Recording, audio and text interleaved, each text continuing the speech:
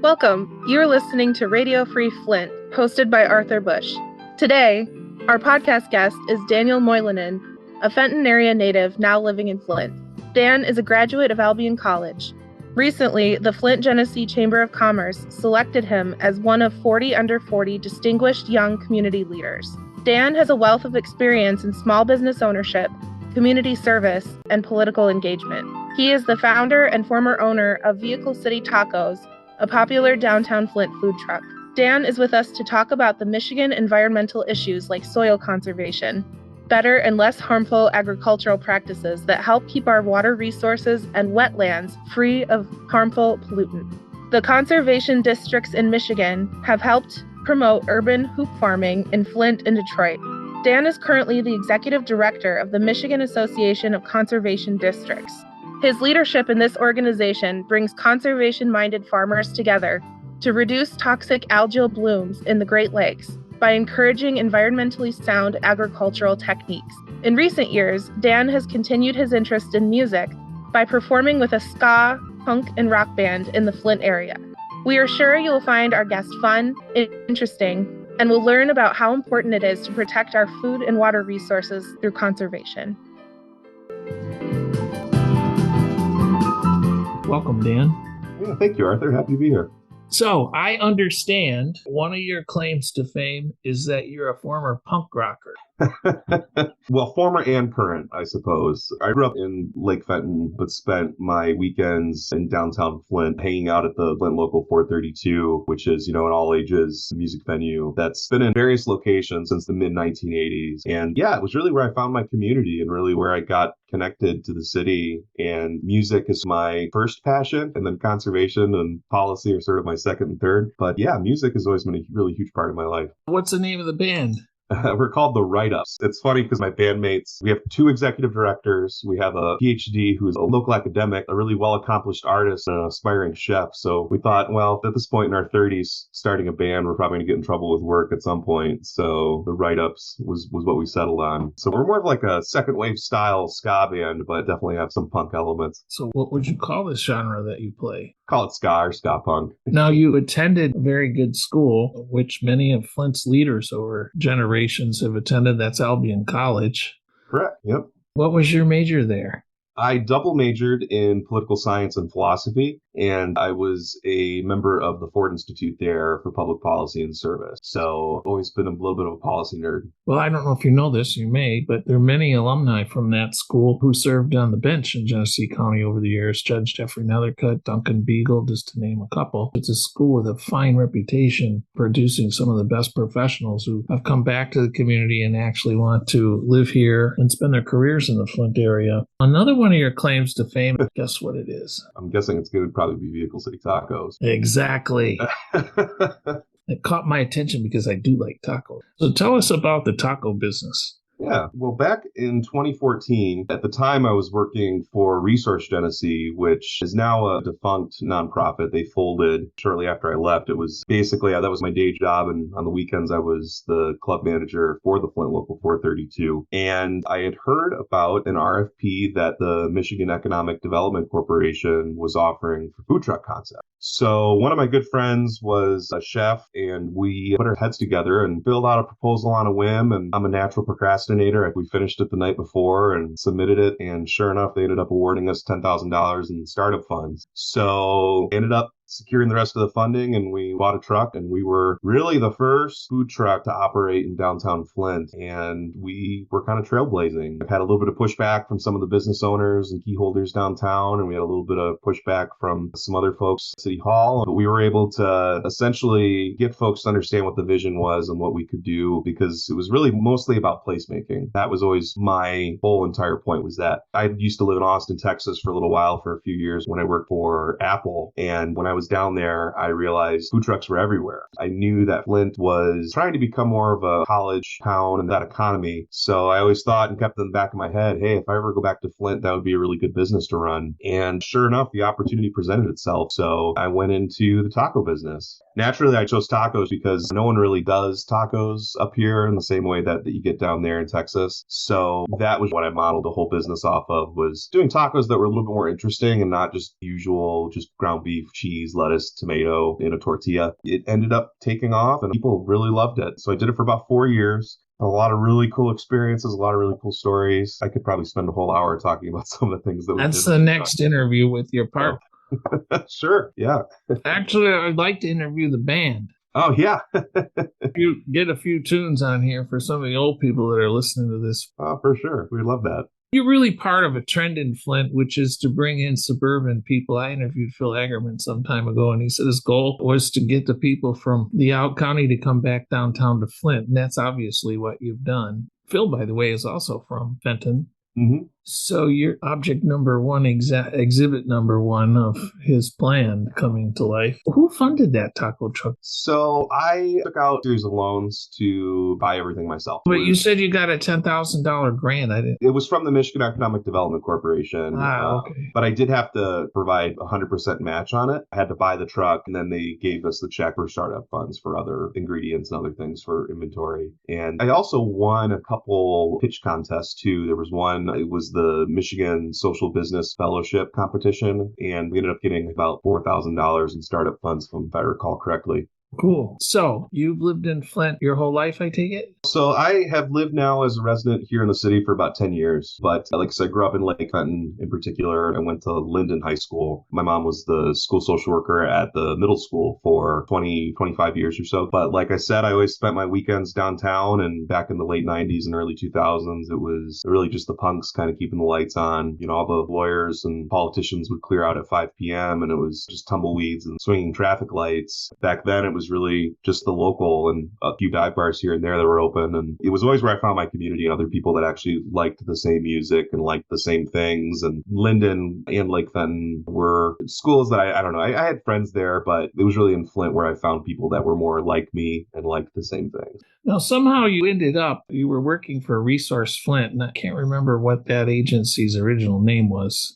Resource Genesee, if I recall, it was before I came on board when it was a different name, but they were focused on basically human services issues. At that time, we housed the Volunteer Center for Genesee County, and that was the department that I worked in. Specifically, I worked with folks that were low income on cash assistance through Michigan Department of Health and Human Services. So we basically helped them fulfill their volunteer component of the program in order to get their benefits. You've also been named by the Flint Genesee Chamber of Commerce as one of 40 under 40, which means essentially that list over the years has meant that these are emerging leaders in our community. With that honor comes some expectation. Hopefully I can live up to everyone's expectations. You've not lost interest in the punk band yet, but your interests have migrated in other areas. Tell us about that.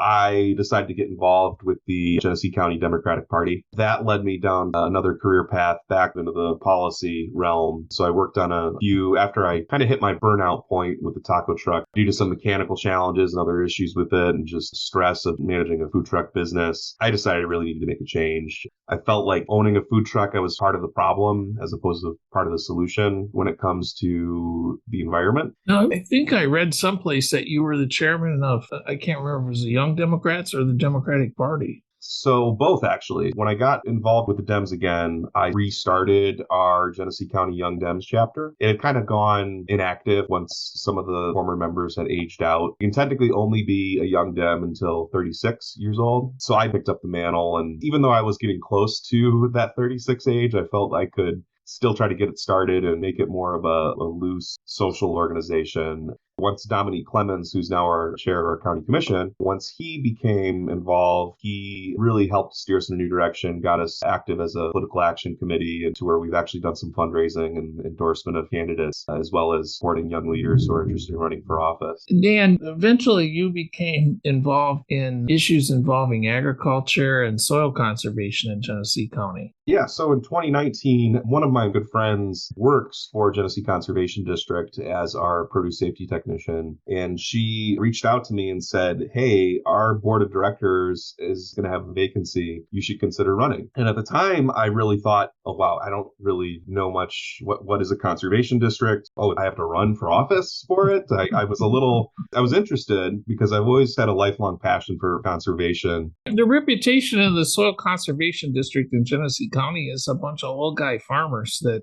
sort of dominate it, and they keep quiet because they don't get involved too much in politics. And they resist most every modern way of farming that we tried to introduce when I was on the county board. You'd be shocked to hear, too, that that's sort of a commonality on district boards throughout the entire state historically. Yeah, good Christmas parties. Yeah, so my friend Micah, she said, hey, you should consider joining our board. You've got a knack for policy. And so I did it on a whim, and sure enough, I was elected. So that was really my first introduction into the conservation world formally. Based on conversations with our district admin and other directors, they really encouraged me to get involved with our statewide association, the Michigan Association of Conservation Districts, who have a legislative work group that meets on a regular basis to discuss legislative advocacy policy. So that was where I first got involved then, because at the time, professionally, I was working as a legislative aide for State Representative John Cherry. Great place to start. It was great. I came in, I felt like I could do a lot knowing how the legislature operated to really help form that legislative strategy for Michigan's conservation districts. I'm sure most people in Genesee County have no clue what the Genesee County Soil Conservation District does, what its goals are, or anything like that, or any program or advocacy or anything like this. Every county in America is covered by a conservation, and they are a local unit of government that functions sort of in the way of an intermediate school district or something functions. They were created in the 1930s in response to the Dust Bowl. The idea was that the farmers in the Great Plains in particular were tilling the hell out of their land, and they were basically just decimating the overall health of the soil. A huge drought hit, and that drought then basically turned all of these fields into dust. And farmers lost billions of dollars in today's dollars worth of assets and capital. So it was a national crisis. It wasn't until the clouds of dust were actually showing up on Capitol Hill in D.C. to where Congress felt that they needed to act. So they created the U.S. Soil Conservation Service, which is now today the Natural Resource Conservation Service through U.S. Department of Agriculture. So they are sort of our federal partners. There needed to be more because farmers tend to be pretty skeptical people. They don't tend to trust the federal government or state government coming onto their land. They realized that there needed to be a local component to help implement conservation programming. We started in the early 1940s. I want to say Genesee started in last year would have been our 75th anniversary.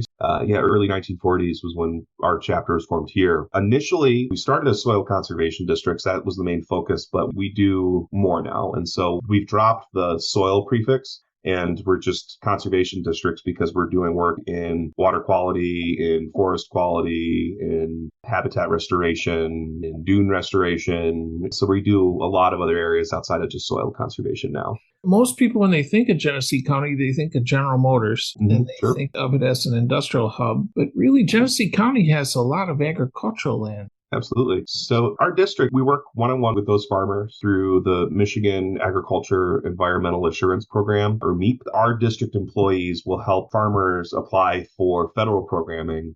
And then our district employees and engineers will actually design the plans and whatnot that are then implemented and paid for using farm bill dollars from the federal government. So Michigan's pretty fortunate. We have Senator Debbie Stabenow, who's been chairman of the Agriculture the United States Senate. She's been a huge champion for farmers and for conservation programming across the board. Michigan gets millions of dollars from the federal government through the Farm Bill program to implement conservation practices. And that money flows to Genesee County as well.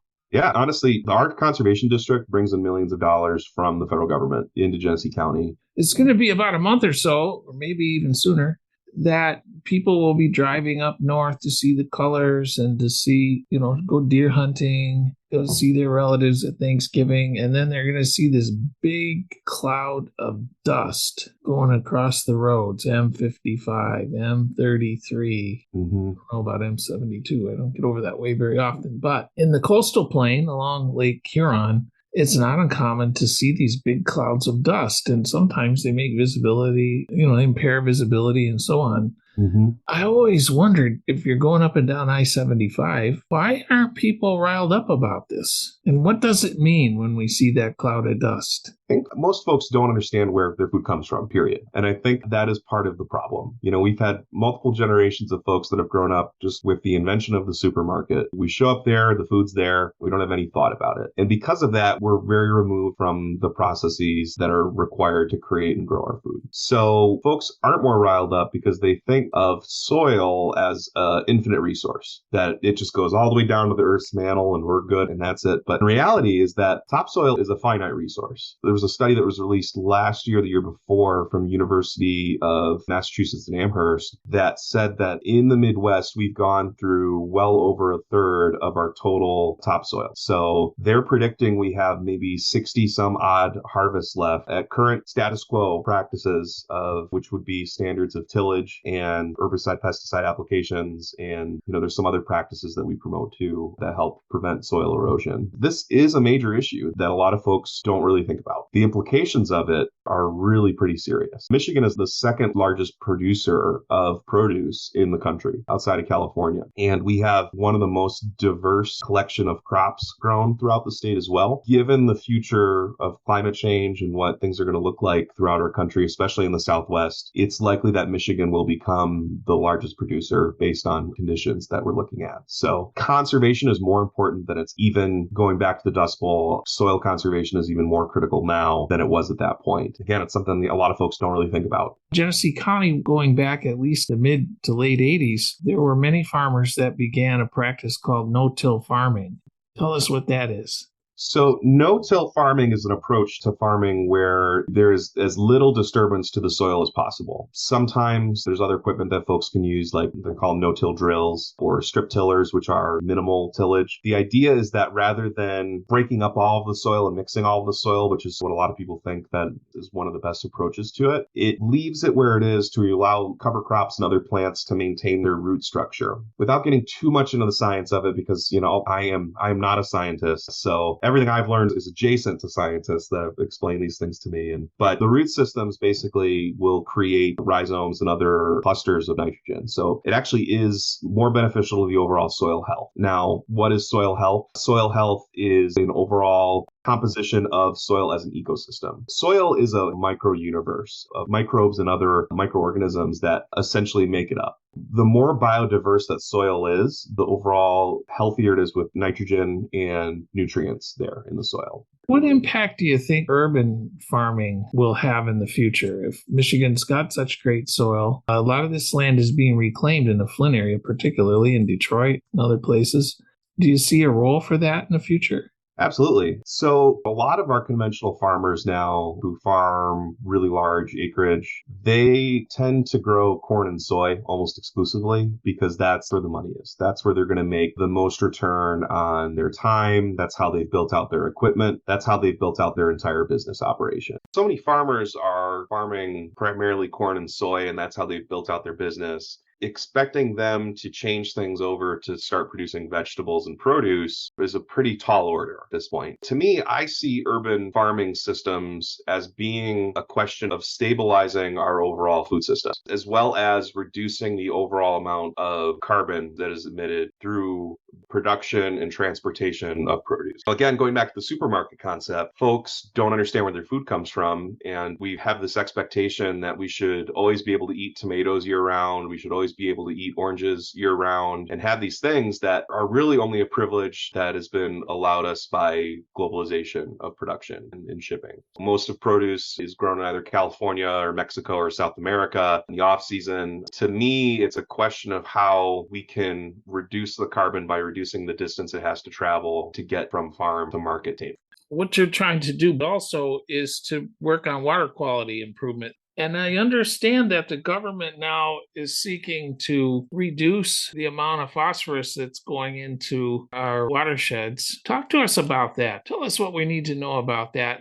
Sure. Specifically, the non-point source issue is what's referred to as non-point source pollution, is again, a product of farmers getting away from the conservation practices that were adopted in the 40s and 50s and getting back into pre-conservation practices in terms of heavy tillage. And back in the 30s and 40s, riparian buffer strips were planted, which are strips of shrubs and trees that are between fields to help cut down on wind intensity, as well as harvestable buffer strips, there's drainage ditches that are at the edge of most fields. And when it rains, that water will run off into those drainage ditches, which then will typically run off into river streams and other water systems as part of a larger watershed. My organization, the Michigan Association of Conservation Districts, is partnering with the Herb Family Foundation based out of Detroit, and they're really dedicated to improving water quality in the Western Lake Erie Basin specifically. As part of our grant process, we're actually at the end of a 3-year grant cycle, but we have a farmer-led group, which is entirely organized by farmer leaders down in Monroe, Lenawee, Washtenaw County, Hillsdale, and Jackson County as well. The idea is that farmers are going to know what other farmers need or want and understand what's going to help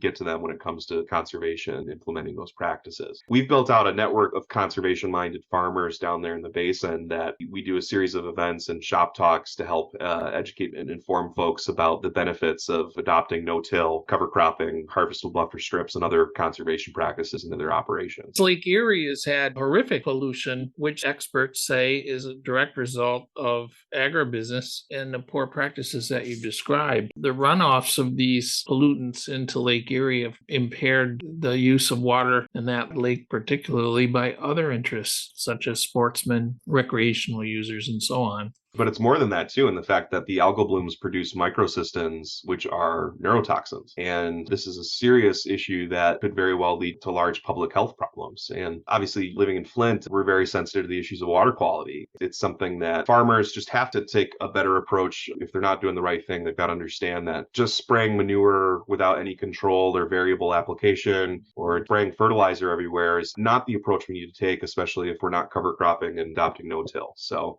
one of the things that I found of interest in preparation for this podcast was the average age of the farmer in Michigan, I guess, is 65 years old. Correct. What's that mean for Michigan? It means we have another crisis looming. We already have a labor shortage, right, as a result of the pandemic, and you see now hiring signs everywhere. And without farmers and more young people going into agriculture, we're going to have a serious issue with availability of resources and commodities. And this could be partially due to a lot of different factors. Part of it is also the ability to purchase land and access to capital. It is difficult as a new farmer to buy land, to get started, to get the resources you need to start an operation.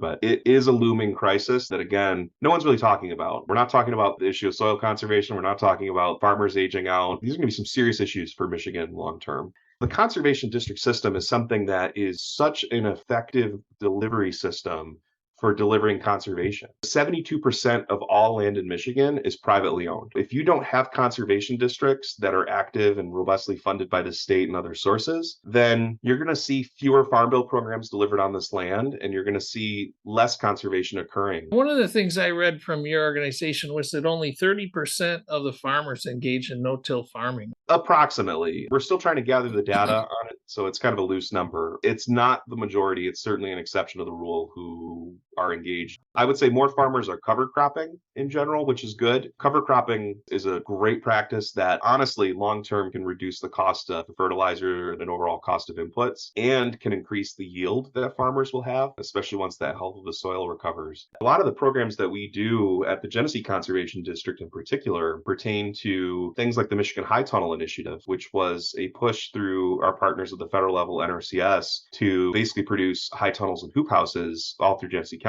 So using dollars from the federal EQIP program, which is a program that helps farmers with the costs of investing in new equipment for conservation practices. They can also use it for cover cropping and other things. But we were one of 2 counties in Michigan to actually participate and take advantage of the High Tunnel Initiative. The other one was Wayne County. As a result, there's been a ton of new hoop houses throughout the city of Flint, and urban agriculture has really been a huge focus and a shift for the work that we're doing in terms of providing that technical assistance to those folks that want to start growing. But one of the things that always concerned me was the fact that people have such little base knowledge about how important a watershed is. Absolutely. And how it actually works to clean drinking water. Have you been involved in any programs that educate the public, and especially youngsters, like in elementary school and junior high school, to understand why you don't want to fill in the swamp or the wetlands, or why you don't want to, pour your laundry detergent into your lake or river? Absolutely. Genesee Conservation District partners with the Genesee County Drain Commission, and we do an educational program in elementary schools throughout the county to help teach them about drains in particular. We'll do stencil projects too to indicate that the drains actually drain into the river to help raise awareness physically there on the spot, but also we're in schools helping to educate kids on these issues. Because even your lawn clippings, if you're not bagging your lawn clippings and those are just going out into the street, it's a lot of heavy greens that are rich in nitrogen that go into our water systems. Or if you're fertilizing your lawn, which a lot of people do that, but I could probably spend a whole hour talking about lawns too. It's the next podcast. Yeah, sure. We'll talk about tacos and lawns. I'm interested in a punk band. You bet. So it's something that people don't think about is, those grass clippings do contribute to nitrogen levels in the water, and storm drains do drain into water systems and into lakes, into rivers. And that nitrogen and phosphorus is exactly what algae likes to grow and thrive. So, but again, the neurotoxins that are released, the microcystins from algal blooms is a really serious issue. It's a neurotoxin in the same way that lead's a neurotoxin, and that it does permanent damage to people. Here in Michigan, we have a lot of water resources. We are stewards of our land, and we have a sacred obligation to watch our land and our water for future generations. I would like to thank you for spending some time with me, Daniel. I have one last question. You're from Linden and Fenton, and you're part of the Flint community. Does that make you a Flintstone? I think so at this point. I've lived here for at least 10 years in my house in the Grand Traverse neighborhood, so I've always identified more with Flint than anywhere else. What do you think a Flintstone is? What does it mean? Flint is such an interesting place. I've traveled quite a bit, and I've been all around the world and all around the country, and I've been hard-pressed to find a place where the people are more down-to-earth and realistic than Flint. It takes a lot to live here sometimes. It comes with other challenges and trade-offs, and that's not for everyone. But there's a deep pride among a lot of people who live here and who have formed their identity around this community. And to me, that's what it is. It's a Flintstone. It's like kind of a harder person, I feel like, than if you, say, choose to live in the suburbs and sort of away from the beating pulse of this community. You're a loquacious fellow. You're very good with words. Let me boil it down. Can you describe Flint and its character in one word? Resilient. I think resilient. Very good. I'll take that. I want to know what your next project is with your punk band. We have about a full set written now at this full songs and lyrics. We're probably booking some shows this fall, looking at maybe November, probably book our first show, probably in Flint. I've got some goals. I'd love to go. I go to a punk festival out in Montreal every year called Pooza Fest. The organizer there. I'd love to go play that. And this October, I'm going to be going down to Gainesville, Florida for The Fest, which is the really big one. And hopefully that'll be on our agenda at some point. Now, do you sing about the environment in your songs? I do, actually. One song actually is about water, and another song is about capitalism in general and its impact on the environment. And have you wrote a song about Flint yet? Actually, yeah. It's a song about Operation Arrowhead, which is the recent effort by the Genesee County Sheriff to increase presence in downtown Flint of deputies. And there have been a lot of issues of white deputies basically harassing people of color who are just existing downtown. So we're going to end the show with that song. What's the name of that song? So it's not recorded yet, but it's called Operation Arrowhead. Thanks for joining me on Radio Free Flint. I hope you enjoyed the experience. Happy to be here. Thanks for having me. I'd love to come back. Oh, you're certainly welcome. So if you like this podcast and others, please sign up for our mailing list. It's free. You can do so at radiofreeflint.media. Music provided in this podcast is written and performed by George Winters, a Flushing, Michigan native.